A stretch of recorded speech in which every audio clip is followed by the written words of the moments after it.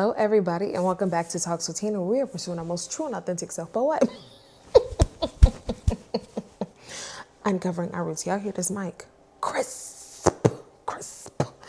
Anywho, wow, it's been a long time. And I told y'all that I would not do that to y'all again, so forgive me. Because I believe I have told a story. You know, you can't say lie. I told a story.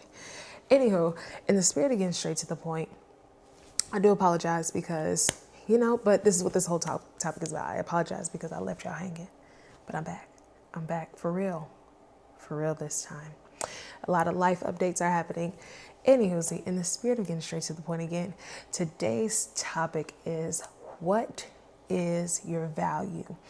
And so this topic really stemmed from literally this season that I'm in. Last time we checked up, had a little check-in. It was the same thing, same business of, friendships, relationships, understanding that God is calling me deeper and higher and all these things, and that some people can't go, and some relationships, they hurt and hinder your progress and your healing journey, and so on and so forth. And so as I have graduated, I'm gonna learn how to edit and put a little clapping emoji, little clapping sounds there.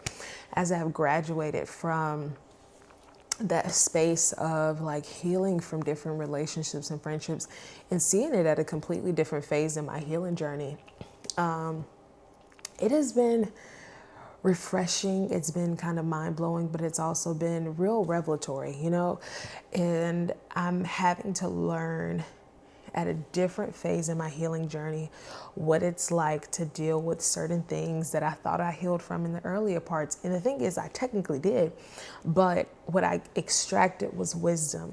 And so I learned how to deal with it at a deeper level, at a higher level, where it doesn't sting as bad. Still stings, but it doesn't sting as bad.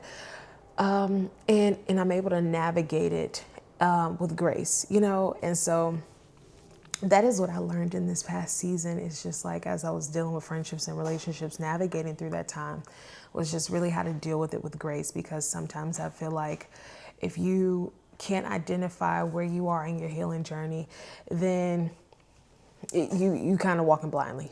And so I know that space all too well also, is that what it's like to walk blindly. In some seasons you really do just have to navigate through, and that's okay. And so this particular season I just simply had to navigate through, because it was an area where my heart still needed healing, and I had to acknowledge that there were still parts where my value was misplaced. Oh, I feel my help. Y'all know how I get. I feel my help, but my value was misplaced. And so that leads me to the chat today, as I am coming into, out of, all of the above. So many things are happening. I've hosted my fourth conference. I hosted my fourth conference, and this one was called It Is Well, Pick Up Your Promise. And in that conference, I was just reminded that God has so much for me. I was reminded that literally it is well. There is so many things that transpired in that time. Leading up to conference, my grandfather came down here. My grandfather passed away. Our family dealt with a lot of transition and just kind of navigating grief in a different way that I would have never expected to encounter. And so I was in school and so on and so forth, and I wrote a book. So there's so much that has happened in the last, what month are we in? We're in 5 months that quite literally have blown my mind. And so that is where we get this chat today. And so as I am kind of coming out of the space of just needing solitude, just to understand where I am, what this new life and level is like for me, that I've really had to understand where my value is, and that truthfully, writing this book, which is called Love Me Out. No, that's my journal. This book is called Love Not Used. And then the subtitle is The Angel's Touch, because my mom calls me her angel, but she's also the one that gives me the reminders that my value is not in the things around me. It is quite literally who God placed me in the earth to be. And so, girl, and so I get really excited about that, because it is, the angel's touch is really God's divine hand and his mark on your life, not just because he uses you, because he loves us. And so Love Not Used is a tale of how I'm learning and how I did have to navigate understanding that my value is not placed in the way that I'm used. I'm loved simply because I'm loved. And so that is the most beautiful part about the book. And it helped me understand that it helped me get the grand scope of why I put so much value in my relationships, why I put so much value in, the success of the things that I do, why I enter into a realm of perfectionism. That it is because I deem that if I did well in those areas, then I'm doing well in life. Then I'm doing well in my relationships. If I am successful, which is where my value is placed, then I am good. Then I am worthy to be used. Then I am worthy to be loved. And really, the equivalent of that is you're loved because you're loved. And truly, the Bible tells us he first loved us. It's not because we first loved him, it is because he first loved us.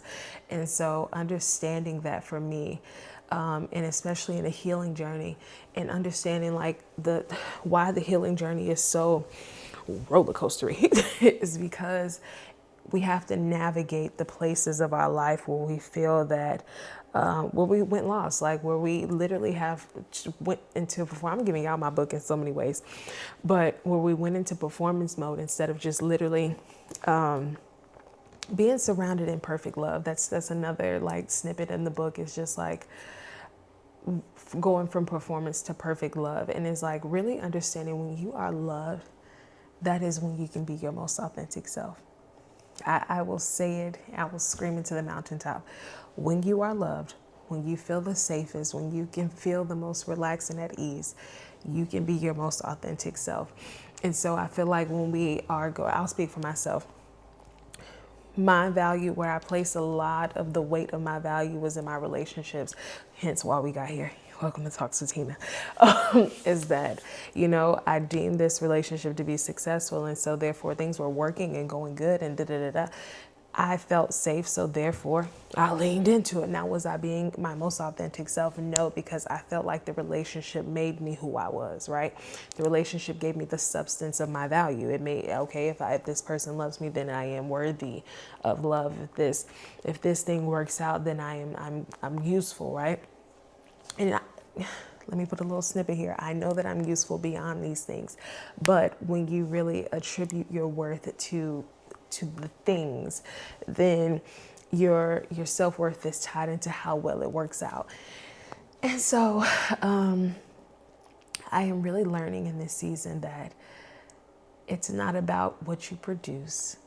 It is the quality, it is the intentionality and how you produce it, right? And so I always full circle it to love. Like, I love what I do. I love Talks with Tina. And so I think everything always comes off genuine because it quite literally is. I feel safe when I do Talks with Tina. I can be my most vulnerable because I'm talking to y'all in the camera about my life. I don't know how much more vulnerable and up close and personal we can get, you know what I mean? So this is why I can be my most true and authentic self. It has taught me to be my most true and authentic self because I can't come up here in a mask and perform, because y'all gonna read that like a book. Y'all gonna be like, Stink, that's cute, but like, what's tea? And I'll be like, I don't know. And so this is where I can truly be my most authentic self, and it's allowed me to express that in every other aspect of my life. And so as I was navigating this last season of my life, I realized the last little tidbit, and I feel like there will obviously be more as the Lord reveals, but the last little snippet I was missing is realizing that I was attaching my worth to how people view and deem me in their lives. And so if I couldn't get it right, or if there's something that went wrong, like I said this in a previous video, literally one of the first videos that I've made, and it was called Overstaying Your Season. And it was one of those videos where it's like I expressed that if like I leave a situation when I've given it my all. And as I, sister girl is a TT now, as I am approaching 30, literally gross.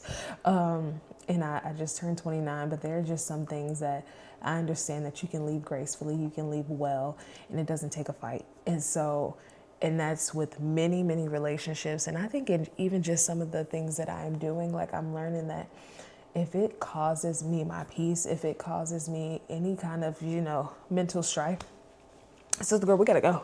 It's time to, we got to go. And so how do we full circle this and make it make sense to your life is that I think if you can get to a point where you understand that your value, what you produce, how you produce it, what you deem success to be is not tied into how people view you. It is not tied into the success of it all. It is really tied into the heart posture that you have, the intentionality. And in that, regardless of how it turns out, what the outcome is, that you are still loved. What we seek the most is love. I say this over and over again. If we get to the root of what we're looking for and what we're seeking and what the validation is, it is always love. Does this person love me? Can I find love in this? That is always the void that we are searching and seeking for. And once we realize that it's innate, it's always in us, we won't go left and right, up and down, trying to figure out what it is. You are loved. And if I could just reiterate that over and over and over and over and over and over and over and over and over and over again. You are loved. You are loved beyond what you can produce. You are loved beyond what you're capable of. You are loved beyond being used. Quite literally, you do not have to be used to be loved. That is the lesson I've learned, quite literally, the title of my book. You do not have to be used to be loved. And so when you get yourself out of the ringer, literally all I keep saying this is now is like, oh, the more I ring it, the more I ring it, the more I ring it, the better it is to be used over and over again. Good God Almighty, over and over again. Here's an example. I use this to get the little wax out. But if I wet this is a disinfectant wipe. If I squeeze it, ring it out, y'all see it's got stuff in it, right? I feel my help. I squeeze it, I ring it out. Guess what? I can use it again. And my mess is cleaned up. It doesn't mean that it was less useful when it still had the disinfectant juice in it. And it doesn't make it more useful that I wringed it out and got the stuff out again. I picked up the same thing. So what its original content is still useful. Literally, the purpose and the reason that you were designed and created is still here. It's still here. Literally, I did nothing more but extracted of what it was used for and what its purpose was out. And all I did was wipe it up and do the same. It is the same thing over and over again. You are still you regardless of how people use you. Your worth is not defined. This is still a disinfectant wipe. At the end of the day, if it dries out, if I wet it again, guess what? It's still going to be a disinfectant wipe because that's its initial purpose and intent for use. Your purpose and intent in earth is to be loved. You are, you are loved. And so no matter what, if somebody rings you, twists you, turn you, guess what? You are loved. That is the initial intent and purpose of your design, was to be loved, not because you did anything grand, not because you sat up here and was footloose and fancy free. It is because that was what you were designed and created for. You will do the same thing over and over again. Be you. Nobody can change that. You will be you. This is still a disinfectant wipe. There is nothing I could have done differently. I could rip it. Oh, I ripped it. Guess what? And this piece is still a disinfectant wipe. It's still a disinfectant wipe. And guess what? If somebody crushed your heart, or if somebody said something mean to you, or somebody did something, or you feel like you lost yourself in this journey, in this part of your life, and your healing didn't look right, X, Y, and Z, guess what? You are still you at the end of the day. Nobody can change that. You are still you. So go back and uncover your roots to become your most true and authentic self, because at the end of the day, that's the version you're trying to get back to, is the version that God intended for you to be in the earth. There was nothing or no one that can separate you from the love of God. We learned that in Romans. There's nothing that can separate you from the love of God. And you know what that is? He put that inside of you. He put that inside of us. Look at, he put that inside of you, okay? And so that is how we full circle this, and that's how we make it make sense to your life. You are loved. There's nothing that could stop you from being you.